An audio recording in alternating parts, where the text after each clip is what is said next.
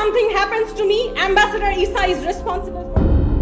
Saudi আরবের বিদায়ী লম্পট কূটনীতিককে খুশি করতে মিস আর্থ বাংলাদেশ মেঘলা আলমকে বিনা এজাহারে ডিটেনশন দেওয়া ও তাকে রাতের অন্ধকারে হেনস্থা করে আটকের ঘটনায় এবার সবাই মুখ খুলতে শুরু করেছে।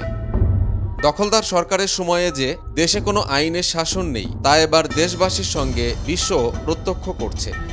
বিশেষ ক্ষমতা আইনের অপব্যবহার করে মডেল মেঘলা আলমকে আটকের পর কারাগারে পাঠানোর ঘটনায় গভীর উদ্বেগ জানিয়েছে অ্যামনেস্টি ইন্টারন্যাশনাল। শুক্রবার অ্যামনেস্টি ইন্টারন্যাশনাল দক্ষিণ এশিয়ার আঞ্চলিক অফিস নিজেদের ভেরিফাইড ফেসবুক পেজে দেওয়া এক পোস্টে এই উদ্বেগ প্রকাশ করে। পোস্টে বলা হয়েছে, এসব কাজের মধ্য দিয়ে প্রক্রিয়াগত সুরক্ষা ও আন্তর্জাতিক মানবাধিকারের মান ও প্রয়োগ গুরুতরভাবে লঙ্ঘিত হচ্ছে। মেঘলা আলমকে গোপনীয়তার সঙ্গে আটক করা হয়েছে।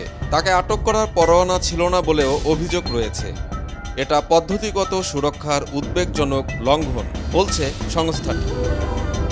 অন্যদিকে মেঘলা আলমের মুক্তির দাবি জানিয়েছে গণতান্ত্রিক অধিকার কমিটি। মেঘলা আলমের বিরুদ্ধে পুলিশের আনা মিথ্যা তথ্য ছড়িয়ে কূটনৈতিক সম্পর্ক নষ্ট করার অভিযোগকে বিভ্রান্তিকর ও অগ্রহণযোগ্য হিসাবে আখ্যা দিয়ে বিবৃতিতে বলা হয়, রাষ্ট্র যদি একজন কূটনীতিকের ব্যক্তিগত বিদ্বেষের জের ধরে রাষ্ট্রীয় বাহিনীর ব্যবহার করে নাগরিকের অধিকার হরণ করে তাহলে রাষ্ট্রের সার্বভৌমত্ব প্রশ্নবিদ্ধ হয়। একই সঙ্গে কূটনৈতিক প্রশ্নে দ্ব্যর্থহীন নতজানুতা প্রকাশ পায়। জানা গেছে, মূলত সৌদি রাষ্ট্রদূত ইসা বিন ইউসুফ বিন ইসা আল দুহাইলানের সঙ্গে অন্তরঙ্গ সম্পর্ক থেকে বেরিয়ে আসার জন্যই সরকারি মদদে মেঘলাকে এই হেনস্থা করা হচ্ছে। দায়িত্বশীল সূত্র জানিয়েছে, সৌদি রাষ্ট্রদূতের প্রথম স্ত্রী ও সন্তানদের কথা শুনে মেঘলার সঙ্গে বাগদান ভেঙে দেওয়ার পর বিষয়টি জানাজানি হলে সৌদি পররাষ্ট্র মন্ত্রণালয় রাষ্ট্রদূত ইসাকে ঢাকা থেকে প্রত্যাহার করে। এতে সৌদি রাষ্ট্রদূত ক্ষুব্ধ হন। তিনি ডিবি পুলিশের মাধ্যমে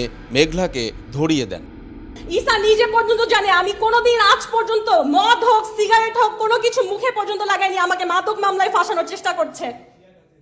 প্রিয় দর্শক, সমকালীন সব চমৎকার খবর ও বিশ্লেষণ দেখতে সাবস্ক্রাইব করুন আমাদের চ্যানেলটি।